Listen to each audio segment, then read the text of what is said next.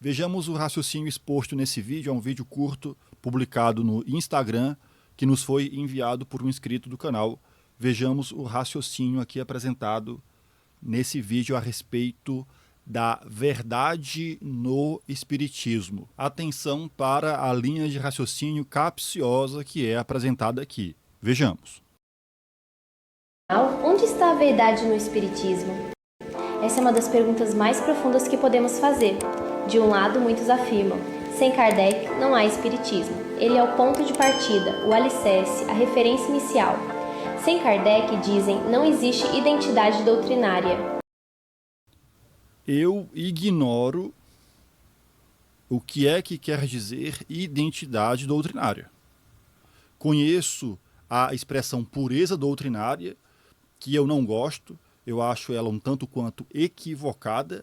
Eu sou muito mais partidário da ideia de uma fidelidade doutrinária. Fidelidade essa relativa à postura de Allan Kardec, à sua forma de trabalhar no desenvolvimento do Espiritismo. E por Espiritismo, é preciso que fique claro, eu estou me referindo à doutrina dos Espíritos. E é preciso que a gente distingua a doutrina dos Espíritos de opiniões. Opiniões são uma coisa, doutrina dos Espíritos é outra. Feita essa distinção, vejamos que essa fidelidade ela se mantém nessa relação com Allan Kardec enquanto essa for a melhor opção que nós temos. Melhor opção de desenvolver a doutrina dos Espíritos. Por falta de opção melhor, iremos manter uma relação de respeito a esse exemplo que nós temos, a essa forma de trabalhar, a essa postura relativa ao desenvolvimento da doutrina. E repito que doutrina é uma coisa e opinião é outra. Para que essas opiniões, e aqui tanto faz ser opinião de encarnado ou desencarnado, para que essas opiniões elas cheguem ao status de doutrina, é preciso aqui levar em consideração a forma como isso se dá. Essa forma, essa maneira é a que nós estamos aqui o tempo todo no canal fazendo referência quando lemos e comentamos a obra de Allan Kardec, beleza? Então voltemos aqui para o que diz o vídeo. Do outro lado, há quem sustente que a verdade não pertence a ninguém, nem a Kardec, nem a qualquer pessoa. Para esses, toda ideia deve ser revisada, questionada e reconstruída. E aqui surge um dilema. Se tomamos Kardec como verdade absoluta... Vejamos. Os kardecistas, aqueles que estudam com Allan Kardec, aqueles que aprendem Espiritismo com Allan Kardec, estes nós não tomamos Kardec como a verdade absoluta. E é preciso que se diga, os que tomam Allan Kardec como verdade absoluta entram em contradição com a própria postura, com o próprio exemplo, com o pensamento de Allan Kardec. E aqui novamente eu faço referência ao artigo O Espiritismo Independente. Nesse artigo, como nós já vimos, o Allan Kardec deixa claro que ninguém é obrigado a seguir a sua visão, que ninguém tem a obrigação de compactuar com as suas ideias. No entanto, ele tem o direito de expressar as suas opiniões, de publicar os seus estudos, e ele não tem culpa se as pessoas encontram coerência no seu trabalho, nos seus estudos, portanto, adotando esses estudos como uma referência, porque robusta, porque bem construída, beleza? Esse é um ponto. Então voltemos aqui para o vídeo, a fim de ver o que é que essas outras pessoas consideram, lembrando que esse ponto de vista que adota Allan Kardec como uma verdade inquestionável é um ponto de vista que entra em contradição com o próprio Allan Kardec, beleza? Corremos o risco de transformar o Espiritismo em dogma, fechado e rígido. Mas se abrirmos mão de qualquer referência, o Espiritismo se dilui em opiniões soltas, sem direção, sem contorno. Talvez a resposta esteja no equilíbrio. Kardec não é a verdade definitiva, mas é um marco necessário, o início de uma jornada de investigação e reflexão. A verdade espírita não é estática, ela é caminho. Ela começa em Kardec, mas não termina nele. Ela começa em Kardec, mas não termina nele. Beleza. A questão que cabe aqui, e eu tenho a impressão que o vídeo não entra no mérito, é pensarmos como essa verdade ela será alcançada, como essa verdade será construída. Se nós tomamos Allan Kardec por referência, se nós respeitamos a sua forma de desenvolver a doutrina dos espíritos, a partir daí a gente entende muito bem que uma coisa é a doutrina dos espíritos e outra coisa é o conjunto de opiniões acerca dessa doutrina. E em relação a essas opiniões, é preciso que a gente analise do que é que se trata. São opiniões que apenas desdobram aquilo que Allan Kardec já estudou? Ou são opiniões que apresentam conhecimento novo, que visam agregar conhecimento novo à doutrina? Se se trata de um conhecimento novo, aí é que vem a questão de que forma esse conhecimento, de que forma essa verdade está sendo buscada. Esse é que é o ponto. Qual é a maneira pela qual esses estudos estão sendo feitos?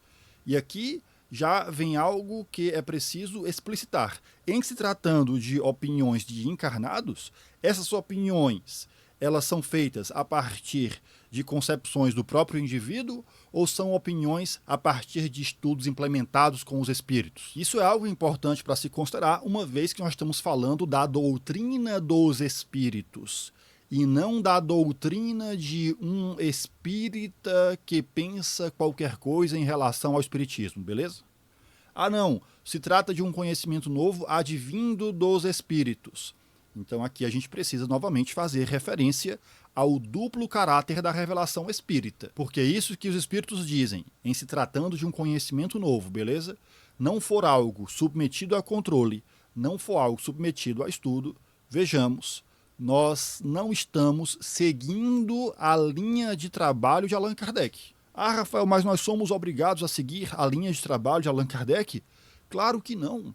Como nós falamos lá no início, fazendo referência ao artigo O Espiritismo Independente, ele mesmo nos disse que ninguém é obrigado a seguir a sua linha de trabalho, ninguém é obrigado a se basear no seu exemplo, ninguém é obrigado a adotar a sua postura. No entanto, os que se baseiam em Allan Kardec porque são fiéis a essa proposta, tendo em vista que é a melhor opção que nós temos, atenção, é a melhor opção que nós temos. Nós que estudamos esse trabalho, seguimos esse exemplo, adotamos essa postura, temos o direito de, no âmbito dos estudos, no âmbito do debate espírita, eventualmente apontar as inconsistências ou até mesmo as falhas nesses estudos ou dessas opiniões relativas ao espiritismo. Afinal de contas, todos nós estamos em busca da verdade. Os kardecistas se valem do instrumental oferecido por Allan Kardec para buscar a verdade. Vejamos, mas esse instrumental não é o único, no entanto, é a melhor opção que temos. E por se tratar da melhor opção que temos em mãos, esse instrumental nos permite, dada a sua robustez, nos permite analisar, ponderar a respeito de quaisquer novas propostas relativas ao desenvolvimento da doutrina. De maneira que, no âmbito do estudo, vejamos, nós podemos nos valer desse instrumental para submeter essas propostas de novos conhecimentos espíritas. E ao fazermos isso, o que temos observado é, na maioria das vezes, opiniões contraditórias, opiniões inconsistentes, opiniões que não se sustentam, que não se seguram uma vez avaliadas com rigor. É a esse rigor que o Espírito Erásto faz referência quando nos diz que é melhor rejeitar 10 verdades do que aceitar uma só mentira. Vejamos, na maneira de construir o conhecimento espírita, nós temos o poder e a capacidade de rejeitar verdades. Porque na prática não importa muito se é verdade ou não. O que nos interessa enquanto kardecistas é analisar a forma como essa verdade nos chega, ou de que maneira essa verdade está sendo alcançada, construída. Se bem explicada, se aprofundada, se resiste à lógica, se possui coerência. A explicação relativa àquela verdade é mais importante do que a verdade em si. Só aí nós nos sentiremos à vontade para admiti-la dessa forma. Por quê? Porque nós temos uma compreensão muito clara que facilmente podemos nos enganar ou sermos enganados no que diz respeito às verdades espirituais. Tão grande é a nossa limitação em relação a esse conhecimento. Portanto, por reconhecermos os nossos limites, nós iremos avançar com extremo cuidado, com extrema cautela. Portanto, nos valendo de critérios. Que critérios são esses? Por enquanto, os que Allan Kardec nos oferece, porque compreendemos que o seu trabalho possui uma qualidade tal que lhe permitiu já alcançar algumas verdades espirituais, essas entendidas como sendo o núcleo duro do espiritismo, os chamados princípios fundamentais da doutrina dos espíritos. Eles foram estabelecidos a partir desse trabalho implementado por Allan Kardec, desse instrumental que ele se valeu e nos oferece como exemplo. Nós temos a impressão de que até agora essa é a melhor opção, esse é o melhor caminho a seguir a fim de construir a doutrina dos espíritos. Doutrina dos espíritos é uma coisa, opinião em relação a essa doutrina é outra coisa. Se a opinião, se as opiniões são verdadeiras ou não, a verdade que ela contém, a verdade que essas opiniões contêm, não importam tanto.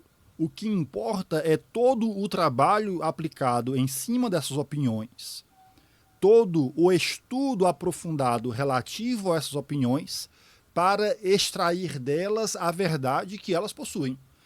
Elas, enquanto opiniões emitidas por si só, não têm a capacidade de se tornarem doutrina dos espíritos, ou do patamar de opiniões automaticamente serem elevadas ao status de doutrina dos espíritos, sem o devido estudo, sem o devido aprofundamento. É a isso que faz referência o Conselho de Erasto. Não importa se é verdade ou não, o que importa é como nós vamos chegar a ela. Exemplo, num contexto religioso, como é o do movimento espírita brasileiro, uma opinião ela pode ser automaticamente admitida como sendo uma verdade inquestionável, se o critério for a autoridade pessoal do indivíduo. Nesse contexto religioso, basta que o indivíduo seja reconhecido como uma autoridade para que as suas opiniões elas automaticamente adquiram o status de verdade. No caso, atribuídas à doutrina dos espíritos. Então, uma opinião pessoal, ela passa a ser admitida como doutrina porque é entendida como verdadeira. E aí é que vem a questão que faz toda a diferença. Por que é que ela alcançou esse status? Porque foi estudada, porque foi aprofundada, porque foi submetida a controle, porque em relação a ela foi aplicado o instrumental oferecido por Allan Kardec? Não. Ela adquiriu esse status em razão da autoridade que o indivíduo está investido naquele contexto religioso. Ah, Rafael, mas é verdade. Vejamos, não é disso que se trata. Não é isso que nos interessa. Nos interessa a quem? A nós kardecistas, que seguimos o exemplo de Allan Kardec, beleza? É preciso que isso fique claro. Por quê? Porque ninguém é obrigado a seguir esse exemplo. Ninguém é obrigado a se basear nessa linha de trabalho, nessa forma de construir o conhecimento. Ninguém é obrigado. Claro, porque a verdade pode ser alcançada de muitas outras formas.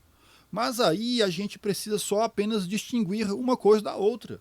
E como eu disse antes, no âmbito dos estudos, nós temos o direito de submeter essas verdades admitidas por uma credulidade excessiva a estudo, para mostrar que essas verdades assim entendidas, elas não se sustentam uma vez bem analisadas. E a necessidade de analisá-las parte da compreensão que temos relativa à nossa própria limitação. Limitação essa que facilmente faz com que nós nos enganemos ou sejamos enganados. Porque nós não queremos nos enganar ou sermos enganados, iremos submeter tudo a estudo severo, rigoroso, iremos analisar com profundidade, a fim de buscar a verdade.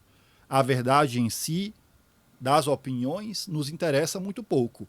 O que importa é o esforço e o trabalho aplicado a fim de nos certificarmos de que, de fato, ali há verdade. É a esse esforço, é a esse trabalho que o Allan Kardec faz referência ao nos dizer que a fé espírita é uma fé raciocinada.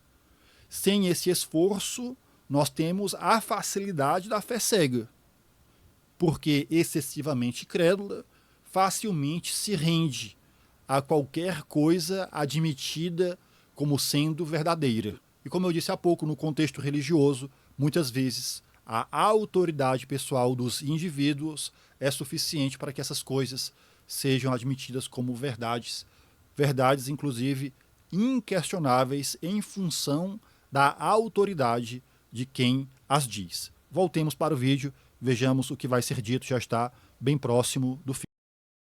Se amplia com a ciência, com a filosofia, com a experiência de cada um de nós. E você, onde encontra a verdade?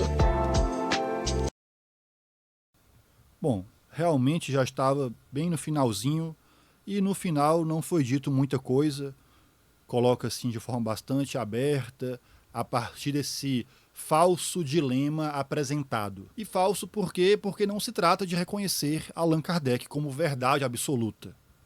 Se trata de reconhecer a qualidade do seu trabalho, que deve ser levado a sério e que nos permite, a partir do que ele já estudou, confrontar esses estudos com outros estudos, confrontar inclusive as opiniões de Allan Kardec com outras opiniões relativas ao Espiritismo, de maneira que, no âmbito dos estudos, nós iremos ver quem tem razão, ou seja, nós iremos analisar os estudos e as opiniões, a fim de nós termos mais segurança em relação à busca pela verdade, beleza? Se inscreva no canal, curta esse vídeo, compartilhe ele com outras pessoas. Até uma próxima, valeu!